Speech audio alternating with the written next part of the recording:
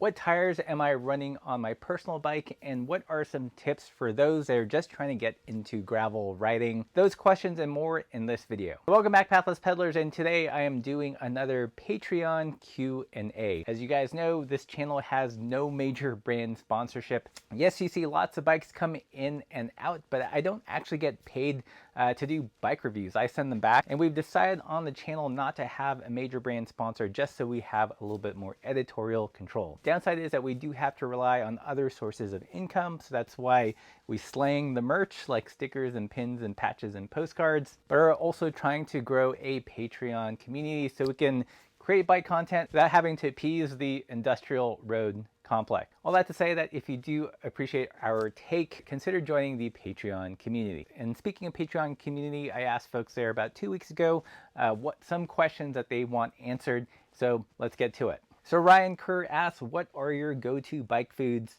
both for rides and packable foods for bike camping? This is a great question, and Ryan, you're correct insofar as we classify, foods for riding and foods for camping. For riding foods, we break that down a little bit further into the types of foods that provide a long kind of sustaining energy source and food that acts like kindling when you're just about to bonk and need that quick hit of sugar keep you from crashing. So things that would fall under kindling would be things like shot block. I'm a big fan of honey stingers. I feel like they're a nice balance of sweetness, but not too sweet. Like the fruit punch flavor is great. The grapefruit flavor is great. Peanut M&Ms are another great one if you can eat peanuts, because it has a little bit of protein and some sugars to perk you up. We also usually carry bars of some form. Our personal favorites are the lower bars. They have some decent amount of protein as well as some sugars to kind of lift you from that fog and keep you fueled for a little while longer. In terms of riding foods that provide kind of a longer burn food source, this is where we rely more on protein sources. So that's things like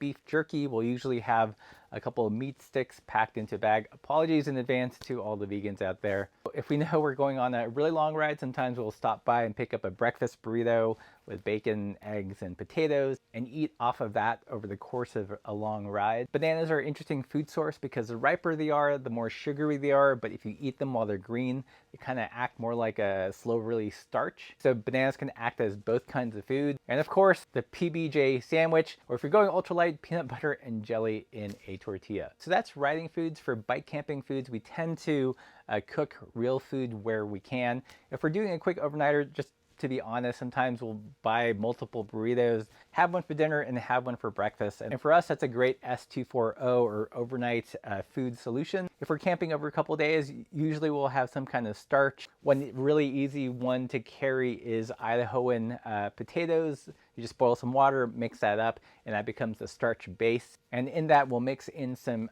protein and vegetables, make a little bit of a stir fry. Where permitting, if we're camping in a place that has access to a market, we might pick up some stir fry meat and mix that in at camp. If not, another easy to carry protein source would be something like tuna. Big fan of the Ann's GF mac and cheese, so usually a box of mac and cheese and mix in tuna as the protein source. Sounds weird, but is pretty tasty. If we don't want to deal with cooking, sometimes we'll eat cold, so we'll bring some dried salami of some sort and make some kind of wrap with a tortilla. Okay, I could go on about food forever, but hopefully, Ryan, that gives you some ideas. Next question is from Curtis Curlo. I suck at gravel. I tend to get hurt, and I'm not doing anything crazy. Help me suck less. Here's a stupid video explaining what I need help with.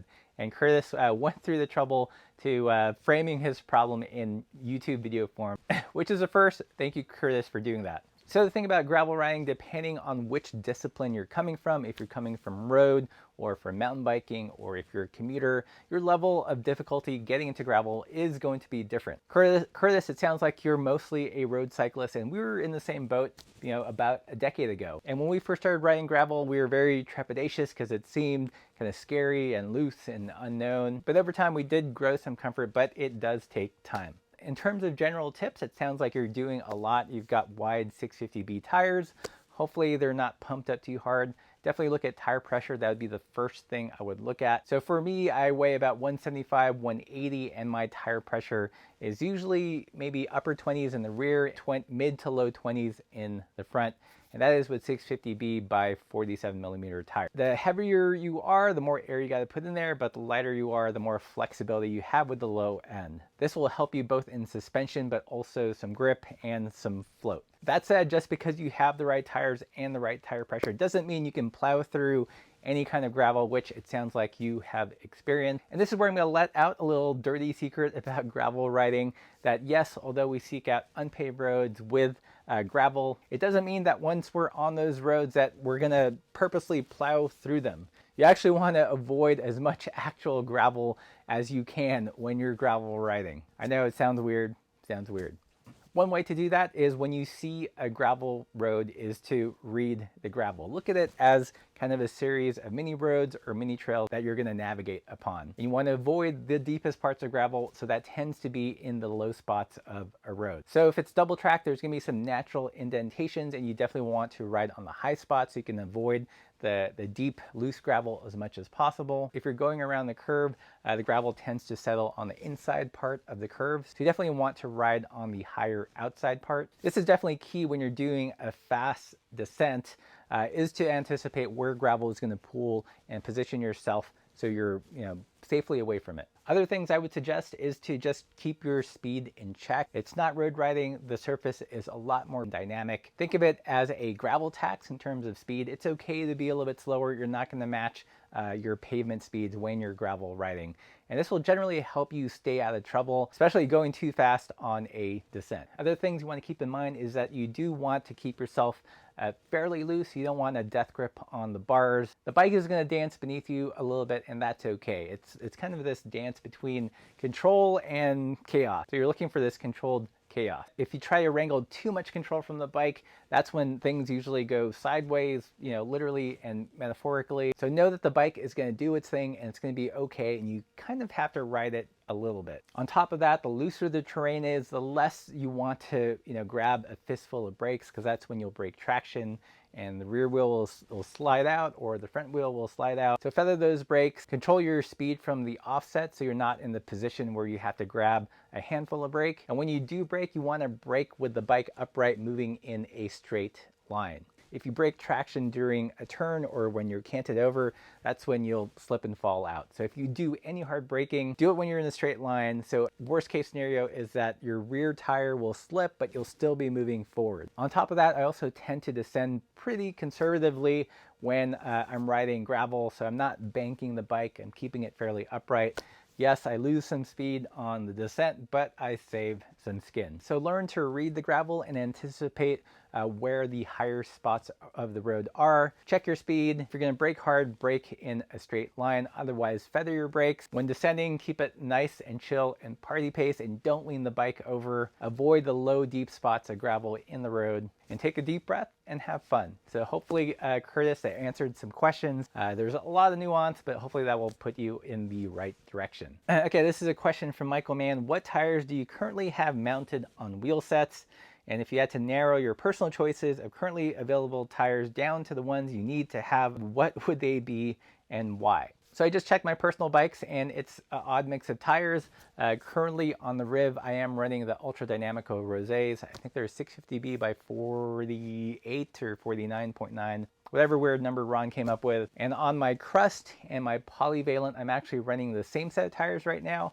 I've got the Terravale Washburns. I think I have the endurance casings on the rear on both, and the more supple casing on the front on both. Let's go back to the Riv. On the Riv, I've got, again, the Rosés. I like those tires on dirt and gravel, but for me, when I'm riding pavement, they do feel a little sluggish. So if I'm doing a ride with more than 50% pavement, they probably would not be my first choice. On the other hand, the Washburns are a little bit better mixed terrain tire, definitely more biased towards pavement riding or very hard packed gravel riding. When things get really sloppy and chunky, not the best tire for those situations. Personally, my favorite tire is the Soma Cazadero, because they do seem to break the difference between a fast rolling tire and one with kind of more aggressive knobs on the side. So this is a 650B by 42, currently not on my bike. I do have a wheel set with 650B by 50s on them. And again, you can see this is a continuous hard center line here. When it's inflated slightly higher, this rolls pretty fast, but these side knobs have a presence,